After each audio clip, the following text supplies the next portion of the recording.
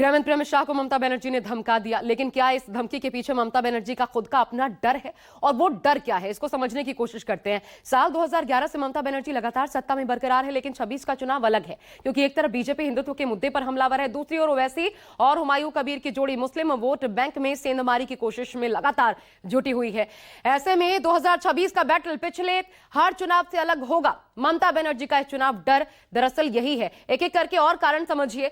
संघ की बढ़ती ताकत पहली वजह, और ये ताकत जो है, बंगाल में 2023 तक 3,560 शाखाएं थी, लेकिन 2025 तक आते आते देखिए इनकी संख्या बढ़कर 4,540 पर पहुंच चुकी है। ये संघ के बढ़ते दायरे का संकेत है और संघ की ताकत का एहसास विपक्ष हरियाणा में कर चुका है, जब विधानसभा में जीती हुई बाजी कांग्रेस हार गई थी।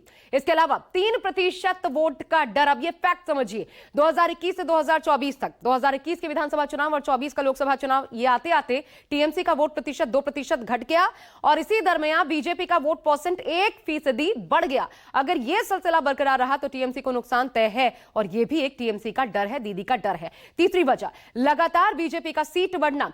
अमित शाह ने कोलकाता में कहा कि 2016 में 10% वोट शेयर और 3 सीटों से शुरू हुई भाजपा की चुनावी यात्रा 21 आते आते 38% वोट शेयर और 77 सीटों तक पहुंची, और 24 के चुनाव में 39% वोट के साथ बीजेपी ने 12 सीटें हासिल की, जो बीजेपी की बंगाल में सरकार बनने का मजबूत आधार है। और इसी फैक्ट ने ममता बनर्जी को परेशान कर रखा है। हालांकि अब इन तमाम मुद्दों से अलग बीजेपी ने ममता के बयान को धमकी से जोड़कर इसे मुद्दा बनाने की कोशिश की है। जबरदस्त हंगामा हुआ। ममता दीदी भी अपने पुराने तेवर में नजर आ रही है। उन्होंने भी 24 घंटे पहले दिए गृह मंत्री अमित शाह के 2 बयानों को बंगाली अस्मिता से जोड़ दिया है। दरअसल मंगलवार को प्रेस कॉन्फ्रेंस के दौरान अमित शाह ने गलती से रविंद्रनाथ टैगोर की जगह रविंद्रनाथ सान्याल बोल दिया था, जबकि दोनों अलग अलग हस्तियां हैं। अब इसी बात को ममता बनर्जी ने मुद्दा बनाना शुरू कर दिया है। देखिए,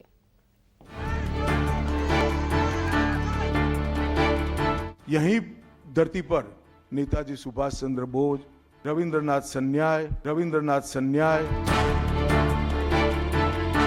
বড় বড় কথা, মিথ্যে কথা, ভোট আসলে दुर्योधन और दुशासनরা আসেন। बंगाल जैसे गरीब राज्य के अंदर 27 करोड़, 20 करोड़, 15 करोड़ ये राशि मिल रही है, आपकी कोई अकाउंटेबिलिटी नहीं है। আমি যদি জমি না দিতাম তাহলে ইসিএল এর জমিগুলো কয়লা তুলবার জন্য কোথা থেকে আসতো? আমি বিজেপিকে বারবার বলি, ওরে আমার সাথে খেলতে যাস না। আমার সাথে খেলতে গেলে আমি যে খেলাটা খেলবো সেই খেলায় তোমরা আমাকে ধরতেও পারবে না। वैसे तो राजनीति में कुछ भी स्थायी नहीं, लेकिन ममता दीदी को बंगाल के लिए अनबीटेबल कहा जाता है।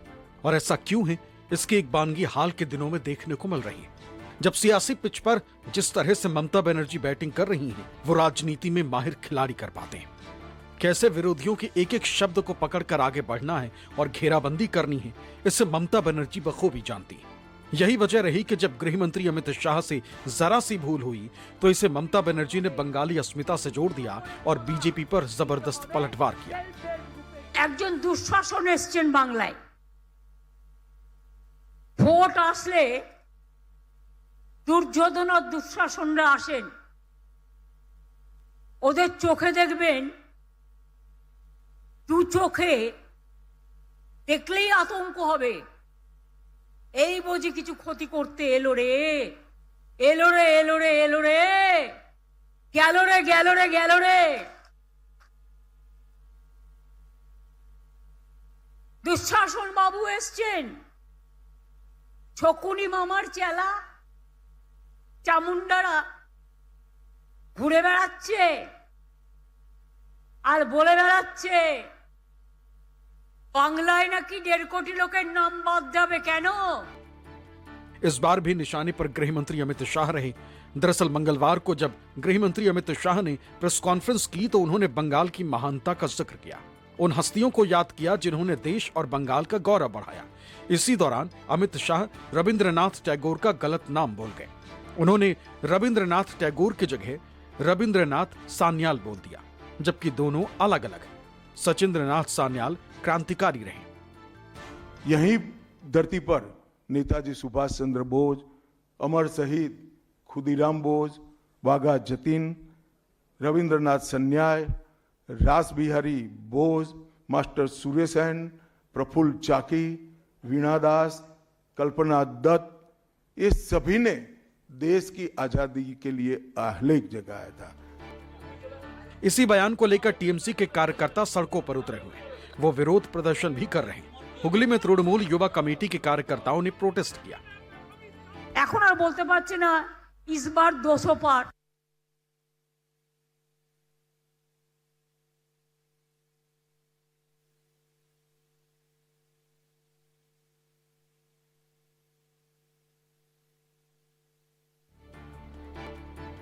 अब टीएमसी हमलावर इसलिए है कि गृह मंत्री अमित शाह बंगाल के विकास की बात करते हैं, ममता बनर्जी पर गंभीर आरोप लगाते हैं, लेकिन टीएमसी कहती है कि उन्हें बंगाल के बारे में ठीक से जानकारी ही नहीं।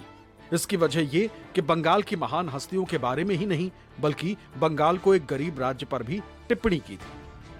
बंगाल जैसे गरीब राज्य के अंदर 27 करोड़, 20 करोड़, 15 करोड़ ये राशि मिल रही है, आपकी कोई अकाउंटेबिलिटी नहीं है। आज ममता बनर्जी के नेतृत्व में भ्रष्टाचार के कारण पूरे बंगाल का विकास एक प्रकार से थम गया है। मोदी जी की सारी लाभकारी योजनाएं जो पूरे देश में गरीबी का उन्मूलन कर रही है, यहां पर टोल सिंडिकेट के भेंट चढ़ चुकी हैं। बंगाल की सियासत में बंगाली अस्मिता का मुद्दा अब गर्मा गया है और इसे चुनावी मौसम में ममता दीदी भुनाना चाहती है। ममता बनर्जी हर वो दांव चल रही हैं जिससे बीजेपी की रणनीति की काट निकाली जा सके। इसमें हिंदुत्व का मुद्दा भी बेहद अहम है। दूसरी तरफ गृह मंत्री अमित शाह ने कोलकाता में आरएसएस के वरिष्ठ अधिकारियों के साथ बंगाल चुनाव पर महत्वपूर्ण बैठक की। इस 3 घंटे लंबी चर्चा में पश्चिम बंगाल की जमीनी हकीकत, चुनावी तैयारियां और क्षेत्रवार मुद्दों पर गहन रणनीति बनाई गई। बैठक में अखिल भारतीय, क्षेत्रीय और प्रांत स्तर के संघ अधिकारी मौजूद रहे। जब देखते हैं कि हिंदू बंगाल में एकत्रित हो रहा है, सनातनी भाइयों जब जागृत हो रहा है, तब उस डर से ममता बनर्जी का जो दोगला राजनीति है उसका जो है हम लोग देख सकते हैं किस तरह से तभी तुरंत मंदिर निर्माण की जो है वो चिंता लेते हैं। ये सब एक राजनीतिक प्रोपागेंडा है। बीजेपी बंगाल के उन नाराज नेताओं को भी मनाने में शिद्दत से जुटी है जिनकी प्रदेश में अच्छी खासी मजबूत पकड़ है, ताकि किसी भी तरह का नुकसान चुनाव में ना उठाना पड़े, क्योंकि बीजेपी के लिए बंगाल ही ऐसा सियासी किला है जिसे भेदना अब तक बीजेपी के लिए किसी चुनौती से कम नहीं रहा। मनोज पांडे, कोलकाता, न्यूज़ 24।